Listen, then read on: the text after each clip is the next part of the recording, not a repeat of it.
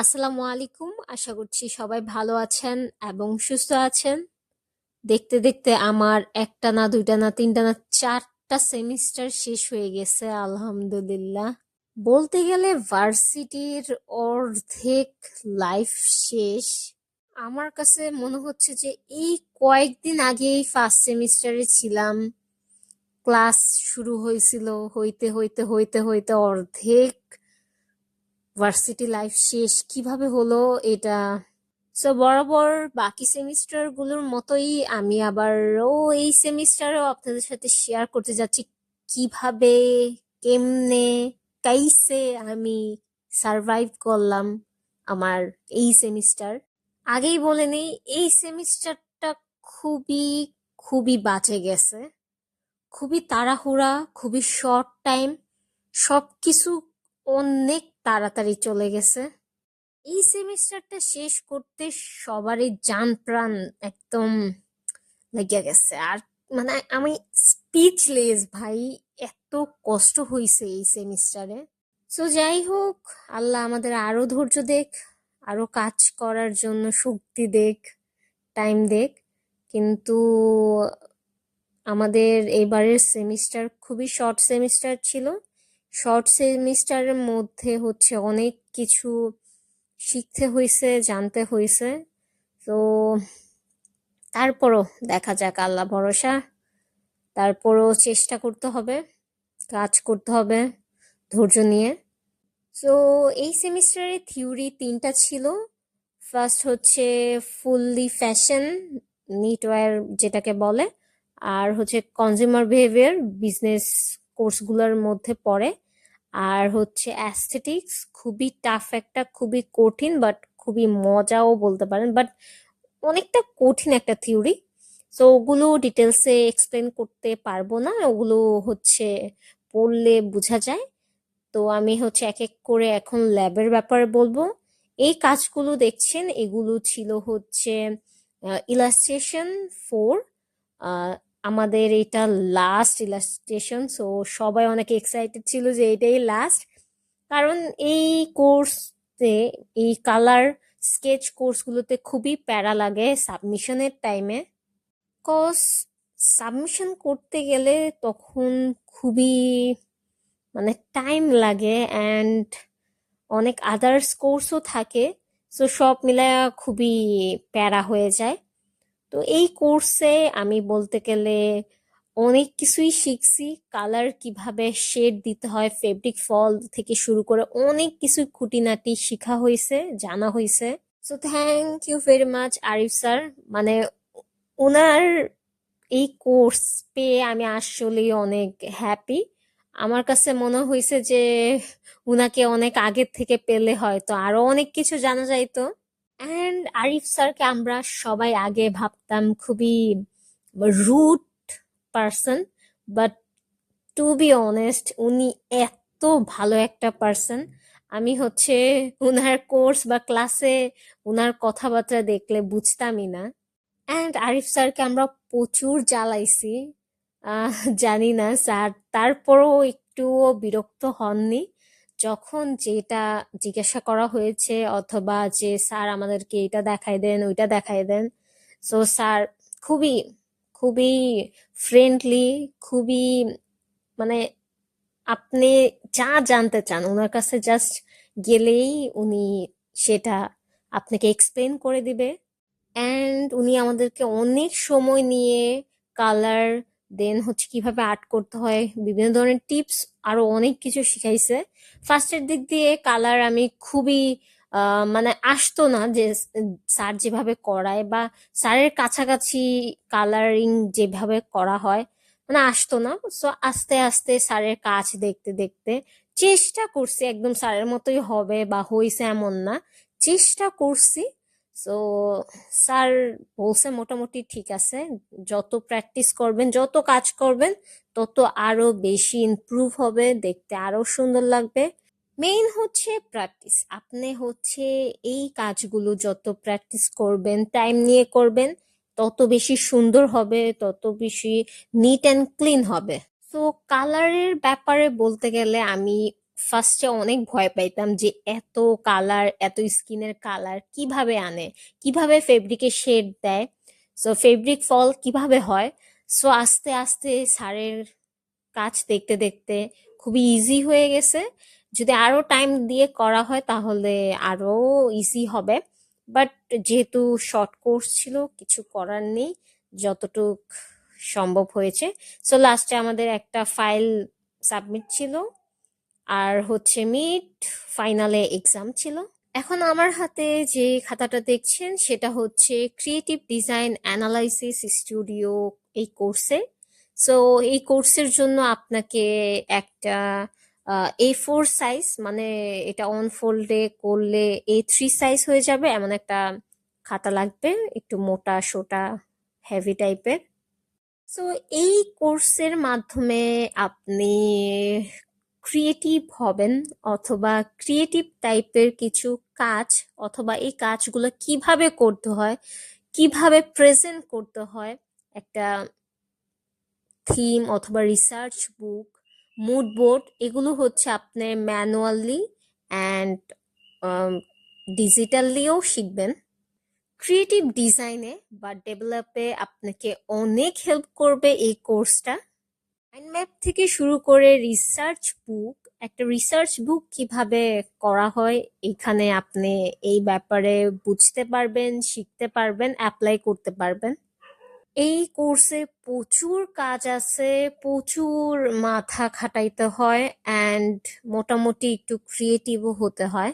এর জন্য ম্যামই গাইড করবে কিভাবে কি করতে হবে।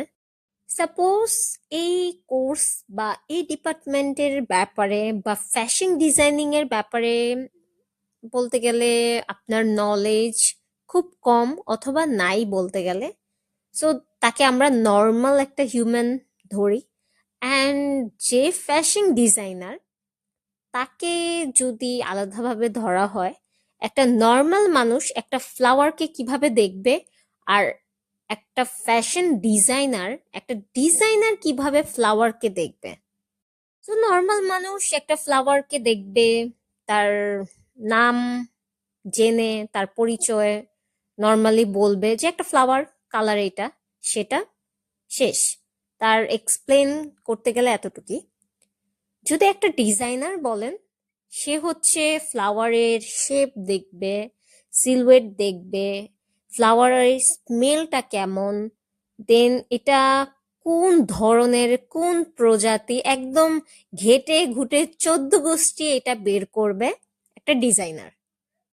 আসলে এক্সপ্লেন করতে গেলে অনেক ডিপলি এক্সপ্লেন করা যায়, বাট আমি নর্মালি জাস্ট এক্সাম্পল দিয়ে বুঝাইলাম যে এই কোর্সে আপনাকে মেইনলি বা কি শেখানো হবে বা কি শিখবেন আপনি এই কোর্সে।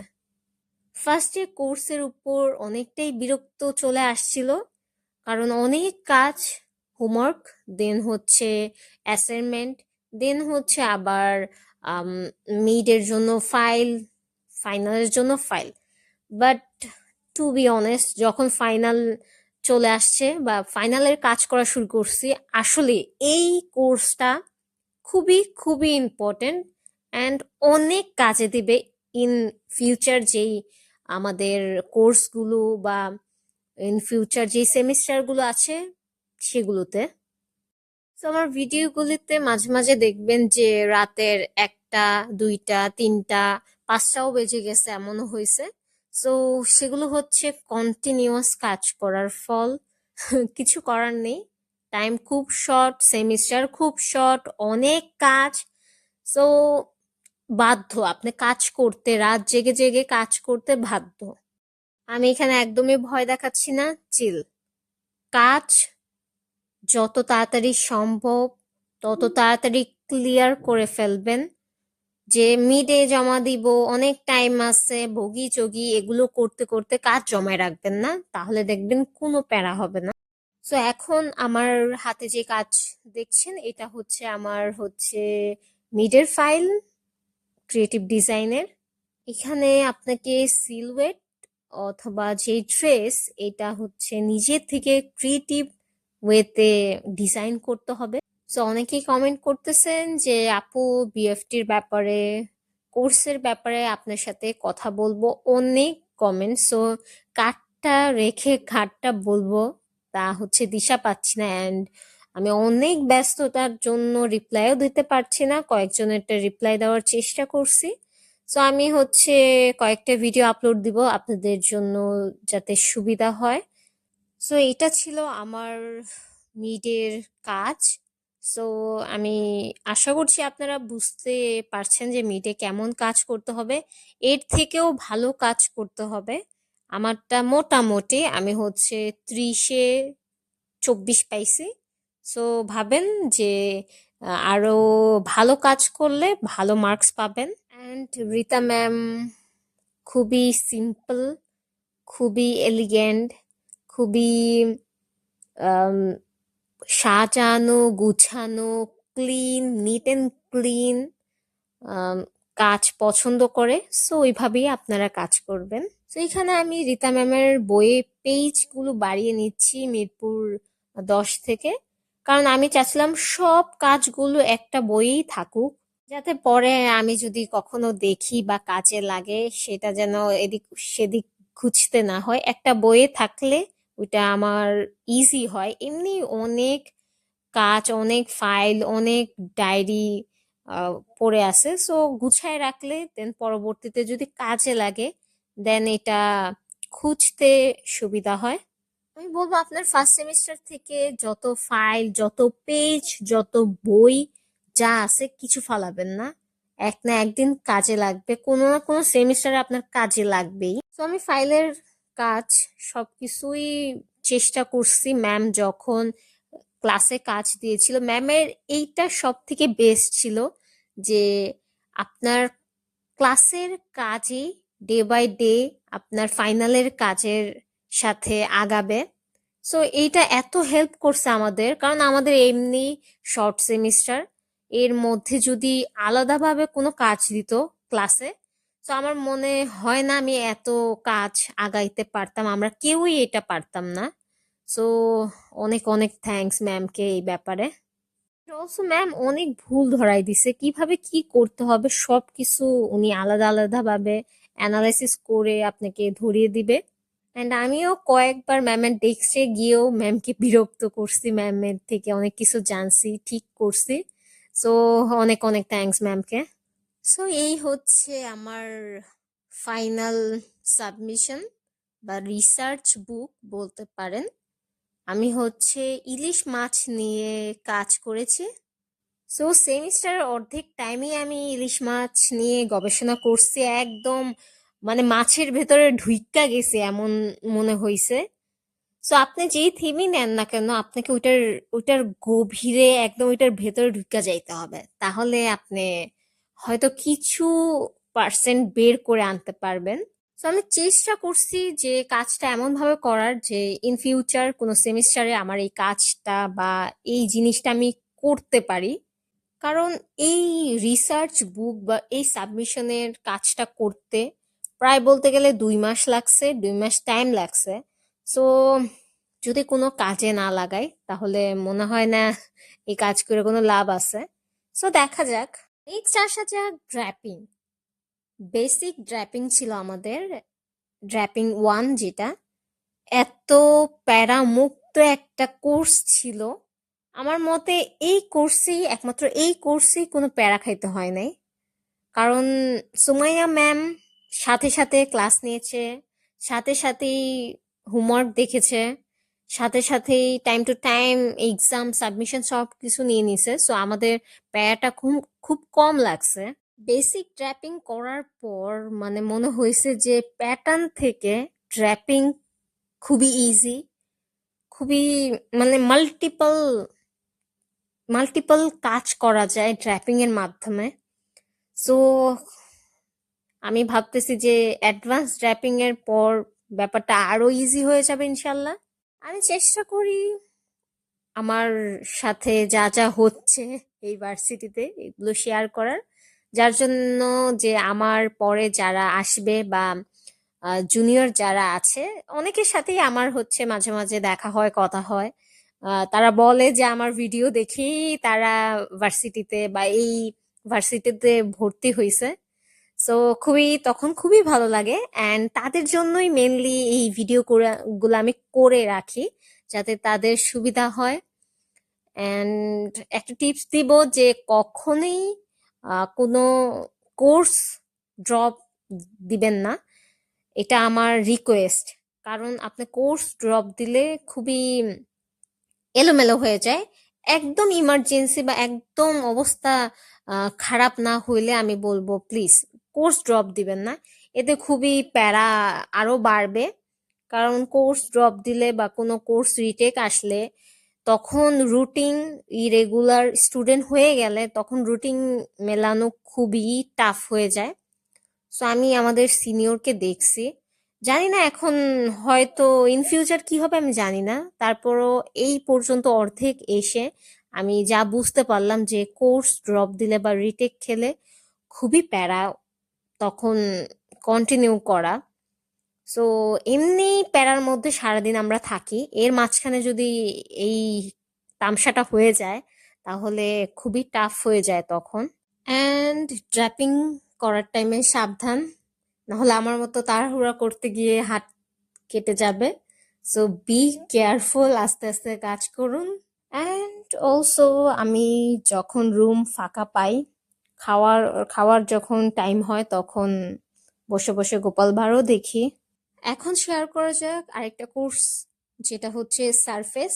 সহজ ভাষায় ব্লক, বাটিক, প্রিন্টের কাজ। ওয়েট, এই কাজ দেখে কি মনে হচ্ছে যে খাতায় কাজ করতেছে কেন? ব্লক বাটিক তো ফেব্রিকে হয়, তাই না? সো আপনাকে ফার্স্টের কয়েকটা উইক অথবা মিড পর্যন্ত আপনাকে কাজগুলো খাতায় করতে হবে। এই জিনিসটা আমাদের কাছেও ফার্স্টে বিরক্ত লাগছিল যে খাতায় কেন করব, তাড়াতাড়ি ফেব্রিকে সুইচ করে না কেন। সো খাতায় কাজগুলো শেষ হয়ে গেলে দেন আপনাকে ফেব্রিকে কাজ ধরতে হবে। সো ডিপেন্ড করে ফ্যাকাল্টির উপরে, ফ্যাকাল্টিরা যেভাবে কোর্সটা নিয়ে থাকে। সো আমাদের স্যার হচ্ছে এভাবেই কোর্সটা নিয়েছে। সো ফেব্রিকে আমরা ফার্স্টে হচ্ছে ব্লক প্রিন্টের কাজ করেছি। এখানে অনেক ব্লক আনা হয়েছিল বাট কাজে লাগছে মাত্র কয়েকটা। সো আমি বলবো খুব কম ব্লক আনবেন, আমাদের মতো আহামরি করে 10-20টা ব্লক আনবেন না দয়া করে। আর এটা হচ্ছে শিবরির জন্য কাপড় বাঁধা হয়েছিল। এক ক্লাসেই কিন্তু এগুলো করায়নি, এগুলো প্রায় হচ্ছে 1-1.5 মাস ধরে করানো হয়েছিল। সো আমি ছোট ছোট ক্লিপ নিয়েছি। সো এখন যে কাজ করানো হচ্ছে সেটা হচ্ছে ন্যাচারাল ডাই বা ব্রাশ বাটিকের কাজ বালতিতে। এখানে 2 ধরনের ন্যাচারাল ড্রাই করা হয়েছিল, একটা হচ্ছে ডালিমের খোসা দিয়ে আর একটা হচ্ছে খয়ের প্লাস কপার সালফেট মানে তুঁত। আমরা খাতায় যে কাজটা করেছিলাম, যেই ডিজাইনটা করেছিলাম সেই ডিজাইনই আমরা ফেব্রিকে করেছি। সো ফার্স্টে মোম দিয়ে সেই ডিজাইনটা ব্লক করে নিয়ে নেওয়া হয়েছিল, দেন হচ্ছে ন্যাচারাল ডাই করা হয়েছিল। সো টাইম ছিল 3 ঘন্টা, অ্যান্ড 3 ঘন্টা যে কিভাবে চলে যাইতো বোঝাই যাইতো না। সো ফেব্রিকের কাজগুলা খুবই মজা লাগছিল, খুবই মজা নিয়ে আমরা এই ক্লাসটা করছিলাম যখন ফেব্রিকের কাজ ধরা হয়েছিল। সো ফার্স্টের দিক দিয়ে বোরিং লাগছিল অনেকটা। তো এইটা হচ্ছে শিবুরি, দেখতে পাচ্ছেন আমাদের কাজ। সো এখানে গ্রুপ ওয়াইজ ছিল, গ্রুপে হচ্ছে 5 থেকে 6 জন মেম্বার ছিল। ফাইনালের আগে আমাদের একটা ভাইভাও নেওয়া হয়েছিল, ভাইভাতে যা যা ধরা হয়েছিল মানে আমি শর্টকাট একটা নোট ডিসক্রিপশন বক্সে দিয়ে দিব, আপনারা চাইলে চেক করতে পারেন, আপনাদের কাজে আসবে আশা করি। আমার হাতে যেই টুলসটা দেখছেন সেটা হচ্ছে জান্টিকের টুলস। এটার ভেতরে যে গরম মোম ওইটা নিয়ে নিতে হয়, দেন হচ্ছে ফ্রি হ্যান্ডে ডিজাইন করতে হয়। তো দেখতেই পাচ্ছেন স্যার কি সুন্দর করে ডিজাইন করছে, বাট আমাদের এক একজনের ভচকায় টচকায় গেছে কারণ আমরা ফার্স্ট টাইম জান্টিক করতেছিলাম। জান্টিকের মোম তৈরির জন্য দরকার হয় টি জান্টিং, মানে মোম তৈরির যেই প্রসেসটা, 4% প্যারাফিন, 2% রেসিন, 1% ভিভ্যাক্স। অ্যান্ড জান্টিং এর যে কালারটা মানে পোর্শিয়ান যে কালার তৈরি বা রিঅ্যাক্টিভ ডাই যাকে বলে। এটার জন্য 5% কালার, 2.5% রেগি সল্ট ফেব্রিকের যে কালার ফিক্স করার জন্য, আর 1.25% সোডা অ্যাশ। আমাদের লাস্ট ক্লাসটা ছিল হ্যান্ড প্রিন্টের। এই ক্লাসের পর আমাদের ভাইভা ফাইল সাবমিশন ছিল। ফাইল সাবমিশনটা অ্যাসাইনমেন্ট হিসেবে নেওয়া হয়েছিল। আমরা যা কাজ করেছি ক্লাসে তাই হচ্ছে ফাইল হিসেবে নেওয়া হয়েছে। লাস্টে যে কোর্সের ব্যাপারে বলতে যাচ্ছি তা হচ্ছে অ্যাডভান্স প্যাটার্ন। এটা লাস্টে রাখার কারণ হচ্ছে এই কোর্সের ক্লাসটা খুব কম হয়েছে। অ্যাডভান্স প্যাটার্নে মেইনলি শেখানো হবে টর্সোর ভেরিয়েশন, সব থেকে কঠিন হুডি, নানা, প্যান্ট, অ্যান্ড লাস্টে টিয়ার হয়ে আমাদের ক্লাস ফিনিশ হয়ে যায়। ফাইনাল সাবমিশন ছিল হচ্ছে একটা ড্রেস। একদম ময়ে ময়ে হয়ে যাওয়ার মতো একটা ব্যাপার হয়ে গেছিল যে সামান্য কয়েকটা প্যাটার্ন করে 3D ড্রেস সাবমিট করা ফাইনালে খুবই ডিফিকাল্ট হয়ে গেছিল, এমন লাগতেছিল। সো আমি বলেছিলাম না ফার্স্টে যে সেমিস্টারের অর্ধেক সময় আমি ডুবেছিলাম মাছের মধ্যে। সো আমি চেষ্টা করছি অ্যাডভান্স প্যাটার্নেও সেই থিম নেওয়ার। বলতে গেলে আমি একদিনে ড্রেপিং করছি, আরেক দিনে সুইং করছি। টোটাল 2 দিন টাইম লাগছে এটা কমপ্লিট করতে। বাট আফসোস সাবমিশনটা প্রায় 8 দিন নাকি 9 দিন পেছানো হয়েছে। আমি একদিনে ড্রেস কমপ্লিট করছি, বাট খুবই কষ্ট লাগছে। এর জন্য আমি আমার যে ইলাস্ট্রেশনের ফাইল ওইটার কয়েকটা ফিগার খুবই বাজেভাবে আর্ট করছি। তো ভালোই প্যারা কষ্টের মধ্যে এই সেমিস্টার গেছে। তো দেখা হবে নেক্সট ভিডিওতে। ততক্ষণ ভালো থাকবেন, সুস্থ থাকবেন। আল্লাহ হাফেজ।